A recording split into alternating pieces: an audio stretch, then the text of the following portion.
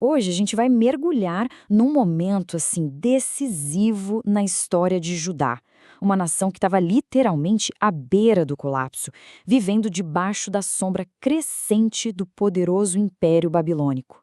Vamos entender direitinho como eles chegaram nesse ponto tão crítico.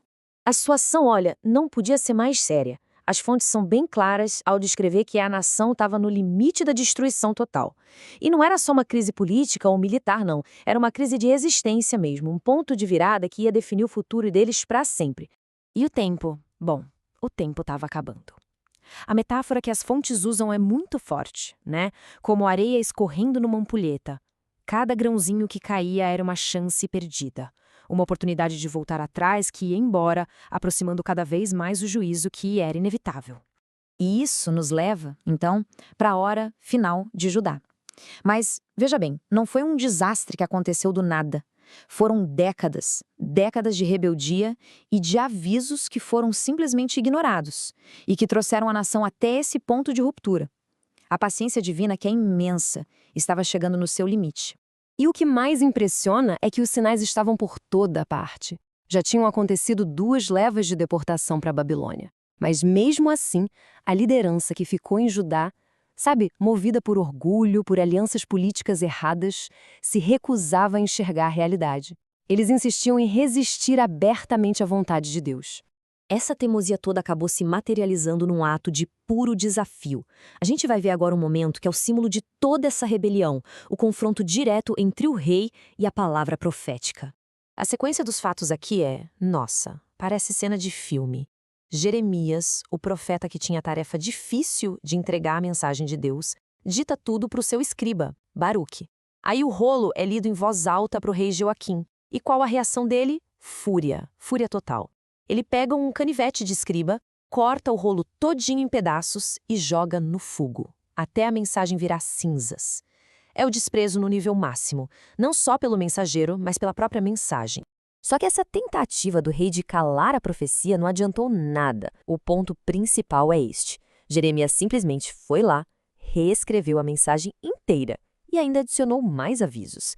Isso mostra de um jeito muito claro que a verdade divina não pode ser destruída pela raiva humana. Queimar o papel não apaga a realidade, né? E a consequência dessa rebeldia toda foi inevitável. A narrativa agora muda para as deportações que marcaram o início do fim de Judá como nação independente, exatamente como tinha sido profetizado. Vamos dar uma olhada nessa linha do tempo. Em 606 a.C., a primeira deportação leva a nobreza, incluindo um jovem muito brilhante chamado Daniel, que ia se tornar uma figura-chave lá na Babilônia. 8 anos depois, em 598, outra revolta causa uma deportação em massa. 10.000 líderes, soldados, artesãos, todos levados embora. A nação estava sendo esvaziada da sua força, do seu futuro. E por quanto tempo isso tudo ia durar? Jeremias fez uma profecia com uma precisão impressionante. O cativeiro duraria exatamente 70 anos. E isso não era um número aleatório, era um prazo divino. Décadas depois, o próprio Daniel, já um senhor de idade na Babilônia, ia ler esses rolos e perceber que a promessa da libertação estava quase se cumprindo. Para deixar a mensagem de julgamento assim bem clara, sem margem para dúvida, Deus não usou só palavras através de Jeremias. Ele ordenou verdadeiras encenações proféticas, sabe? Atos simbólicos para que ninguém pudesse dizer depois que não entendeu o aviso. E esses símbolos eram muito, muito fortes. Primeiro, o cinto de linho. Ele foi comprado novo, bonito, mas depois foi enterrado e apodreceu. Simbolizava como Judá, que antes era próxima de Deus, se tornou corrupta, inútil. Depois, o barro do oleiro. Uma demonstração ao vivo do poder de Deus para quebrar e refazer a nação se ela se arrependesse. E por fim, os figos. Os bons representavam os exilados, que seriam purificados pelo sofrimento, e os ruins eram aqueles que ficaram em Judá, teimosos, sem se arrepender. A verdade que Jeremias pregava era dura, e por isso, nada popular. Isso levou a um confronto direto com Hananias, um falso profeta que falava exatamente o que todo mundo queria ouvir. Aquela mensagem de otimismo, sabe? Vitória em 2 anos, o jugo da Babilônia vai ser quebrado. Mas a resposta de Jeremias foi cortante. Ao quebrar um jugo de madeira, eles só estavam garantindo um de ferro no lugar. E o confronto foi para um outro nível, virou um julgamento direto. Jeremias fez uma profecia pessoal e terrível sobre Hananias, por ele ensinar o povo a se rebelar contra a vontade de Deus. A sentença foi de arrepiar pela precisão. Neste mesmo ano, você morrerá. E a palavra se cumpriu. Ananias, o profeta, morreu no 7º mês daquele mesmo ano.